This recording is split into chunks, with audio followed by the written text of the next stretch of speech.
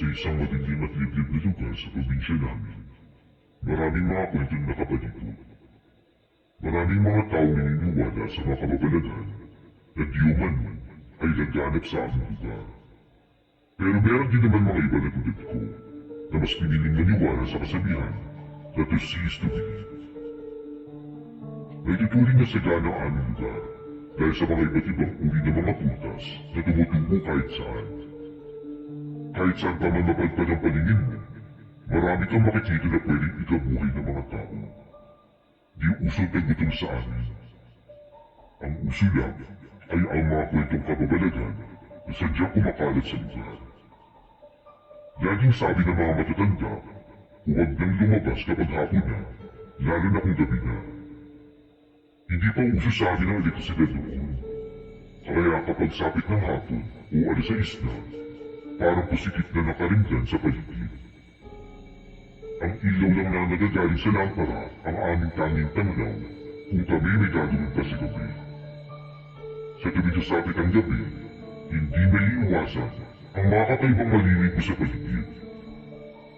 May takoy ng aso, sigdaw ng pusa na tila may nakikitang kaaway, mga pagaspas sa pakpak ng ibon na lumilipad, at kung ano-ano pa.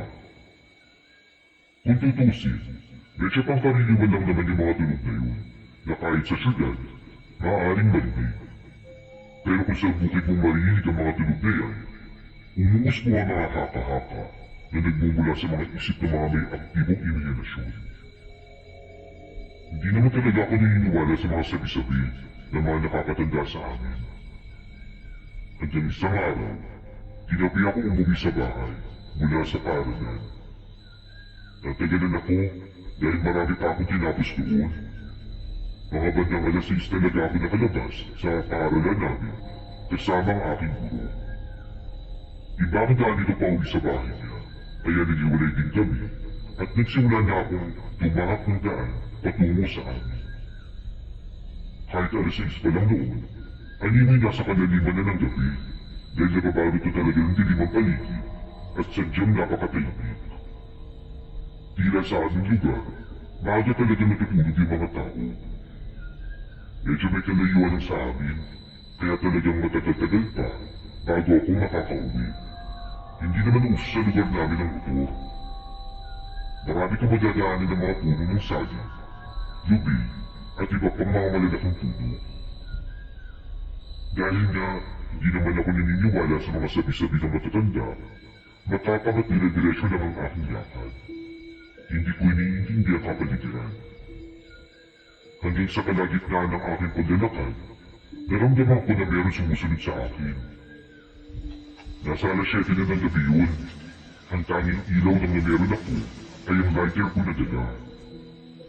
Agad ko itong tinuro sa likod ko para malaman ko kung sino ba yung sumusunod. Pero wala naman akong nakita, kaya pinakibig-balikat ko na lang. Habang patagal na patagal, hindi mo wala-wala sa aking hinagap na meron talagang nanunubok sa akin. Kaya tinanong ko na kung sino at bakit ako sinusundan. Ngunit walang sumasagot. Nang napasingap ako dahil may narinig akong tunog na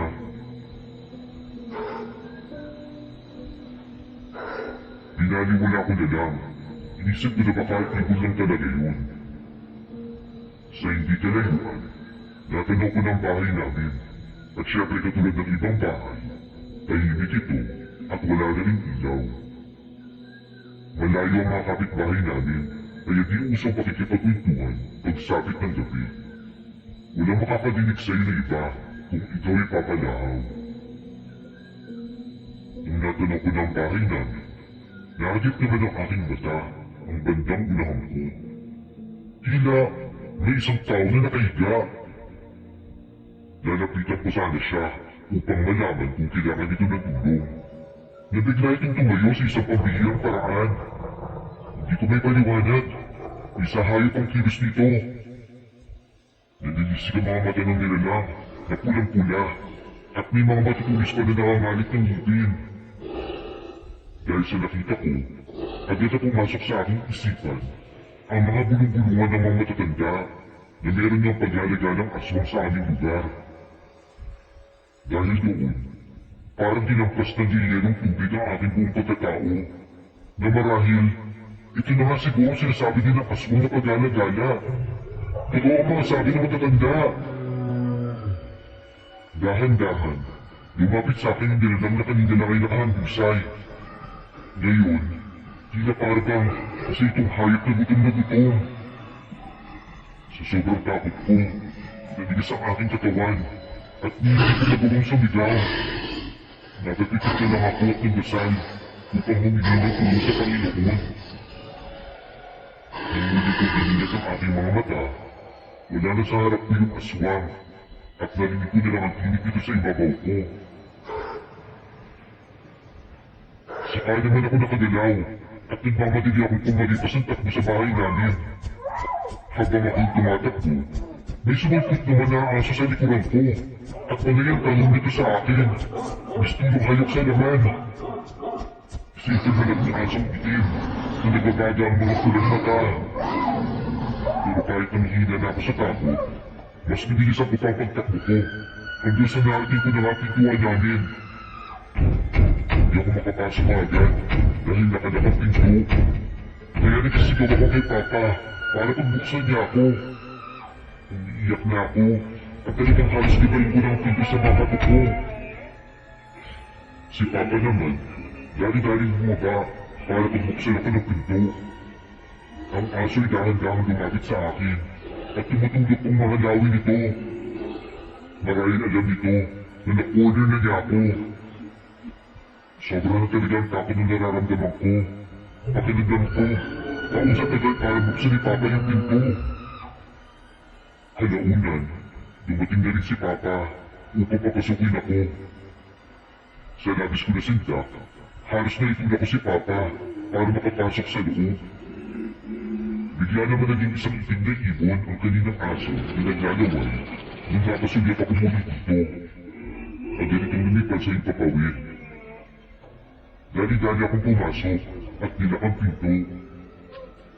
Humihingan ako na umiiyak ng mga oras na yun. Nung medyo malma na ako, lumaluha akong sinalaysay lahat ni Papa ang mga nangyari sa akin. Hindi naman siya makapaniwala na ligtas pa rin akong nakauwi. Marami kasi sa amin na nawawala at hindi na alam kung nasaan na. Ang pinagsususpetsyahan nila ay yun ng pag-alagalang aswang sa lugar. Kaya simula ng gabing yun, naniniwala na ako sa mga aswang at iba pang mga sabi-sabi ng mga matatanda. Kinabukasan, habang nasa paaralan ako, kinuwento ko lahat ng mga nangyari sa akin kagabi sa aking mga kamag-aral. Yung ibang mga kaklase ko ay labis na dismaya sa aking mga nilahan. Tinukuban na sila ng takot na umuwi paghapon. Baka kasi gabihin din sila. Dati, sa tuwing oras na uwian, naglalaro pa kami. Ngunit ngayon, wala nang pansinan. Galit-galit na kumbaga. Pagsabi ng guro namin na oras na uwian, kanya-kanya na kami ng lakad pa uwi. Medyo itaka rin yung mga guro namin kasi dati sa tuwing sasapit ng hapon. Masaya pa at naingay sa paaralan. Ngunit simula ng araw na yun, tila ba isang lugar na inabandon na ang paaralan dahil sa napakatahimik at wala ni isang tunog ng tao sa paligid. Dahil sa mga nangyari sa akin ng gabing yun, lagi na akong maagang nakakauwi. Natuwa naman sila Mama at Papa dahil daw makakatulong na ako sa mga gawain ng bahay. Kaya ako na rin yung nagluluto ng hapunan namin. Maaga kami kakain ng hapunan. Pagkatapos kumain, kahit may assignment ako, sumasabay na akong matulog kila Mama. Sa paaralan ko na lang gagawin yung mga assignments ko. Maaga naman kasi ako nakakarating, kaya may oras pa ako. Ilang araw pang lumipas, nang muli na naman nagparamdam yung aswang sa akin. Tila hindi yata ako nakalimutan nito. Isang araw, maaga ako nakauwi galing sa paaralan. Inutusan ako ni Mama na magigib na tubig sa puso dahil hindi pa nakakauwi si Papa. Dahil maaga pa naman, agad na sumunod ako.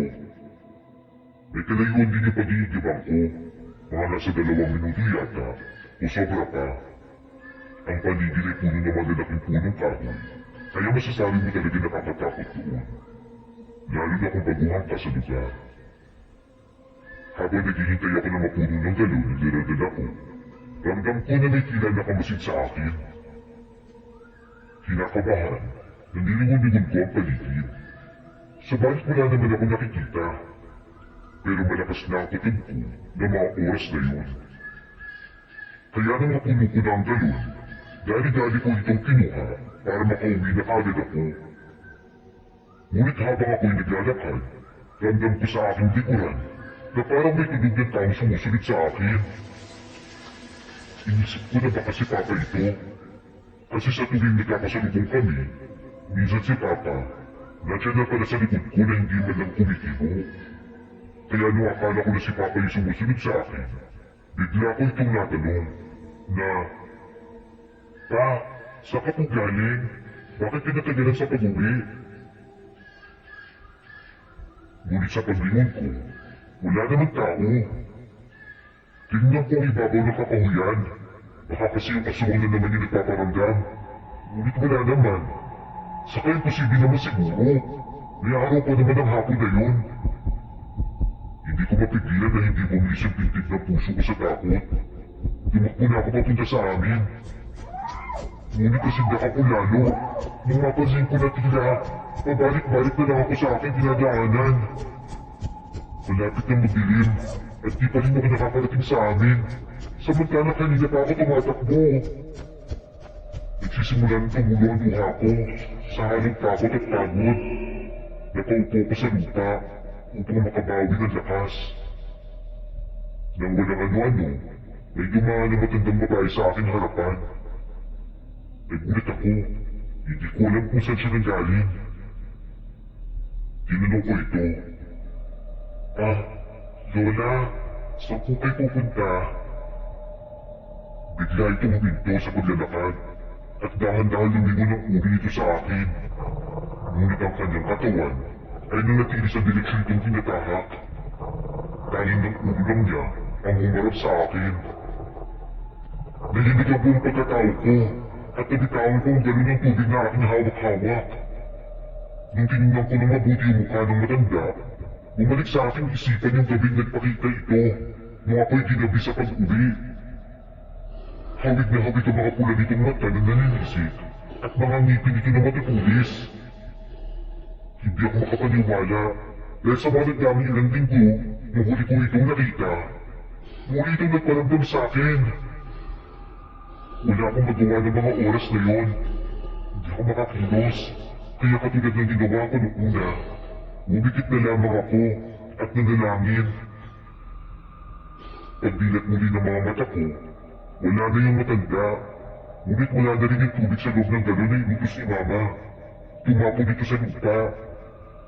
Pero hindi ko na inintindi. Dinampot ko yung galon at dali-daling biniliktad yung damit ko na pang-itaas. Naisip kong marahil niligaw ako ng matanda at ayon sa paniniwala, pangontra dito yung pagbabaliktad ng damit. Nang matapos kong baliktarin yung aking damit, dali-dali akong tumakbo. At sa wakas, nakauwi na rin ako sa bahay. O anak, bakit pawis na pawis ka? At bakit ginabi ka na? Saka, asa na yung tubig na inutos ko sa'yo? Ma, sorry. Sabay habol ang hinig ako. Nagparamdam kasi ulit yung asang sa'kin. Yung nakita ko ng isang linggo. Ma, sorry talaga, Mama. Ha? Naku, okay lang. Mabutit nakauwi ka ng ligtas. Hay, ano ba yung aswang na yan? Bakit kayo lagi yung pinupuntirya? Alalang di ka ni Mama. Anak, mabuti pa't kumain ka na. Tapos na kami ng mama mo. Bukas may pupuntahan tayo. Sabi ni Papa sa akin. Mabutit di nagalit si Mama dahil wala akong daladalang tubig. Salamat din at ligtas akong nakauwi sa bahay namin. Matibay talaga yung paniniwala sa Diyos. Mawawalang masasama kung hihiling ka sa Kanya. Pinagpapasalamat ko na nakauwi din si Papa nung gabi yun upang hindi na kami mag-alala ni Mama dahil baka siya naman yung puntirihin ng aswang. Kinaumagahan, maaga akong ginising ni Papa para sa aming pupuntahan. Hindi ko alam kung saan kami pupunta at kung anong dahilan, sapagkat wala naman siyang sinasabi. Akala ko, sobrang layo na pupuntahan namin. Pero ilang minuto lang yata, mga 6 o 7, nakarating na kami. Dinala ko ni Papa sa isang albularyo na si Lolo Tomas upang itanong kung bakit nangyayaring laging pagpaparamdam at pagpapakita ng matandang aswang sa akin. "Oh, Freddy, bakit kayo napadpad dito?" Tanong ng albularyo sa papa ko. Manong, nais ko po sana patingnan itong aking anak sapagkat lagi siyang nakakakita ng aswang. Pangalawang ulit na itong nagpakita sa kanya. Paliwanag ni Papa. "Ganun ba? O sige, maupo ka muna, Iha. Titingnan natin." Sabi ng albularyo sa akin. Umupo na ako, pero hindi ako umibig. Nakikinig na ako sa usapan nila Papa at ni Lolo Tomas. "Kaano-ano ba ng bata ang matandang aswang na sinasabi mo, Iho?" Tanong ng albularyo kay Papa. Hindi ko po alam. Natitigilan ang wika ni Papa. Pero baka tama ang aking hinala na ang iyong ina. Tama ka, Iho. Sabat ni Lolo Tomas. "Ho? Paano niyo po nalaman na tungkol sa aking ina?" Nagulat na tanong ni Papa. "Matagal ko nang alam ang istorya ng pamilya mo. Alam kong namatay ang papa mo nung atakihin sila sa bukid ng aswang at tanging ang ina mo lang yung nakaligtas. Subalit makaraan ang ilang araw na pagkamatay ng iyong ima, siya na napagtataka namin lahat dahil hindi na lumalabas sa bahay ang ina mo kapag umaga at pagkasabit ng gabi. Palagi din ito nakikita ng mga ibang tao na laging puno ang mukha ng dugo at kaya mga kamay nito." Paliwanag ni Lolo Tomas. Kaya ang akala ko po, namatay ang papa ko dahil siya inatake siya sa puso." Sindak na tanong ni Papa. "Yun marahil ang sabi ng mama mo sa'yo. Hindi sinabi ng mama mo ang tunay na rason, sapagkat isa na rin siyang aswang. Naging aswang ni ina mo dahil nakapagkasundo ito sa kilala niyang aswang. Nagawin na lang siyang katulad nila. Hindi niya kasi alam yung gagawin kasi wala ng iyong ama. Kaya hindi ito sinabi ng mama mo sa'yo dahil ayaw niyang pati ikaw ay mawala sa kanya. Ilang taon ka na pala nung iwan mong iyong ina sa dating bahay ninyo at anong ganap nung umalis ka?" Pagtatanong ng albularyo kay Papa. Yun palang dahilan na pagiging aswang ni Mama. Hindi pa rin makapaniwala na sabi ng Papa ko. Nung umalis mo ako sa kanya, kasama ko yung aking mag-ina. Unti-unti ko nang nalalaman na aswang siya. Halos lahat ng aming kakainin. Galing pala sa tao. Ang mga lamang loob nito. Sa una nakakaya ko pa. Pero sa uli, hindi ko na kinaya. Hindi dito alam ng aking asawa na ang laging kinakain namin ay mga lamang loob pala ng tao. Mga galing sa bangkay. Oo, aswang ang ina ko. Subalit mga patay lang na taong kinakain niya. Pagkisiwalat ni Papa. Anong rason na tumalis kayo? Usisa-isapan ni Lolo Tomas. Umalis kami ng asawa ko dahil malapit na siyang manganak ng mga panahon yun. Ayokong lumaki ang anak ko na ang kinakain ay galing sa mga patay na tao. Sobrang galit na galit si Mama nung ako'y umalis. Huwag ko daw siyang iwan dahil kami na lang daw ang natitira niyang pamilya. Subalit umalis pa rin ako kasama ang asawa ko na malapit ng mga anak noon. Nagbanta si Mama sa akin bago ako makalis ng tuluyan. Sabi niya, isinusumpa niyang balang araw, gagawin niyang isang katulad niya ang magiging anak namin. Pero hindi ko ito pinansin at nagtataka naman ang aking asawa dahil hindi ito alam ang ibig sabihin talaga ni Mama. Naluluha na kwento ni Papa. Kaya pala, laging nagpapakita at nagpaparamdam yung matandang aswang sa iyong anak. Marahil dahil sa banta nito. Sabi ni Lolo Tomas kay Papa. Marahil nga, ganun nga po Manong. Sang-ayon ni Papa. Papa? Si Lola? Si Lola Aswang? Namumutlang na tanong ko kay Papa. Hindi ako sigurado anak. Pero oo, aswang ang lola mo. Hindi pa ito alam ng mama mo. Hindi makatingin ng diretsyo na wika ni Papa. Pero bakit po? Niliyong ko sa iyong ina ng mga araw na yun. Baka kasi pag nalaman niya, iiwan din niya ako at ilalayo ka sa akin. Baka hindi niya matanggap na may laing aswang ang pamilya ko. Pero ang lola mo lang naman yung aswang anak. Sabi pa ni Papa. Galit po ba si Lola sa akin? Maluha-luha na tanong ko. Siguro anak, dahil sa banta nito sa akin noon. Sagot ni Papa at tuluyan na nga itong napaiyak. Dahil sa mahabang pagkukwentuhan ng albularyo at ng aking Papa, hindi namin namalayan na malapit na palang gumabi.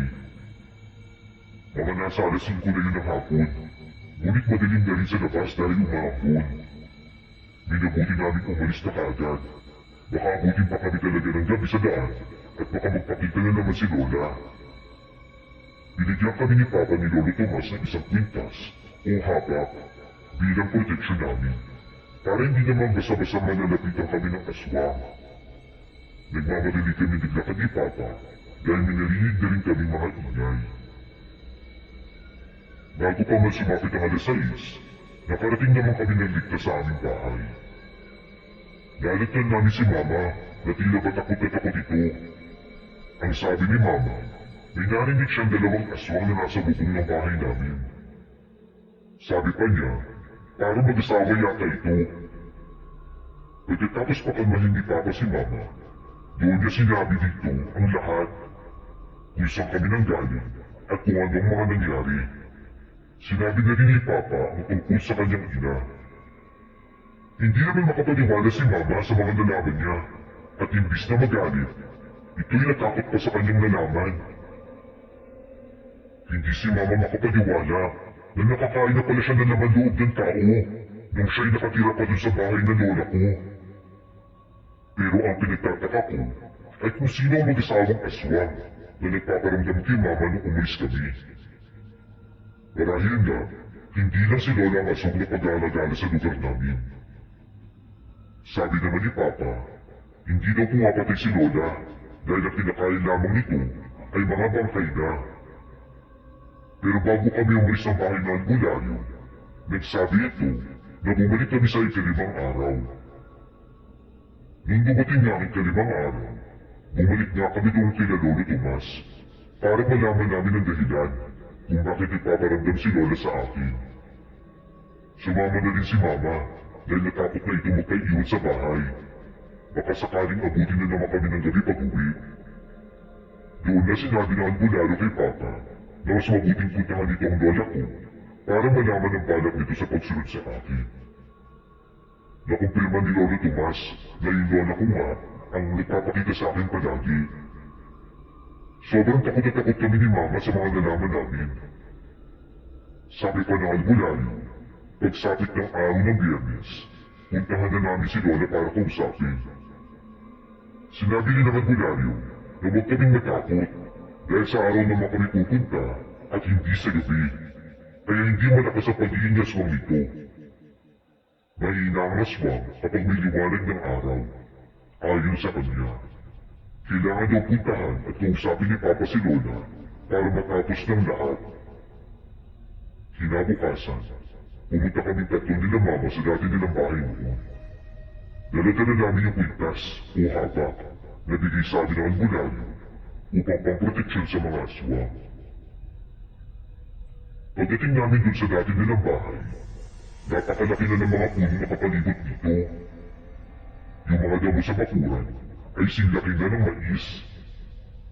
Nung pumasok kami sa loob ng bakuran dahil wala namang sumasagot, napasigaw kami ni Mama at napatakip ng aming mga bibig at ilong dahil puno ito ng mga patay na tao.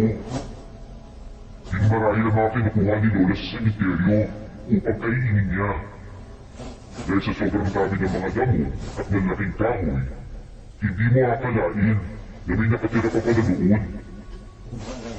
Hanggang sinumabas na nga si Lola sa pinto. Bitbit ang isang takuri na ilalagay niya sa kanyang lutuan sa kusina. At doon kami lumapit sa kanya. Kami ni Mama ay magkayakap at labis ang nanginginig dahil sa kaba. Nabigla naman si Lola nang masilayan kami. Ma? Nagtawag ni Papa kay Lola. Anong ginagawa niyo dito? Halata sa itsura ni Lola ang labis na pagkagulat sa pagkakakita sa amin. Lola? Tawag ko sa kanya habang malipit na hinahawakan ni Mama ang damit ko para hindi ako makalapit kay Lola. Ma, anak ko pala, si Veronica. Pakilala sa akin ni Papa kay Lola. Alam ko, bakit ba kayo nandito? Magsilayos nga kayo? Pagkatabuhin ni Lola sa amin. Ma, alam na namin, nandito kami para ayusin ito. Paliwanag ni Papa. Ano nga alam ninyo? Ano nga ayusin? Nakapamayawang na tanong ni Lola. Ma, alam na namin na sinusundan mo ang anak ko at tinatakot mo siya. Alam kong tututuhanin mo ang banta sa amin noon na gagawin mo siya katulad mo. Kaya naparito kami upang sabihin na tigilan niyo na kami. Wala kang kurap-kurap na sabi ni Papa na nakakulim mo ang mga palad. Ano? Ano pinagsasabi mo? Hindi ako tumatakot sa anak mo. Oo, nagpapakita ako sa kanya 2 beses. Pero hindi ko balak na gawin siya katulad ko. Napapahiling na sabi ni Lola. Bakit niyo po sinusundan si Veronica? Natatakot naman ako. Sagot ni Papa. Hindi ko siya tinatakot. Nagkos, ginagabayan at pinoprotektahan ko ito sa mga katulad ko ring aswang. Ilang beses ko nang nakita na malalagi sa peligro ang ako ko.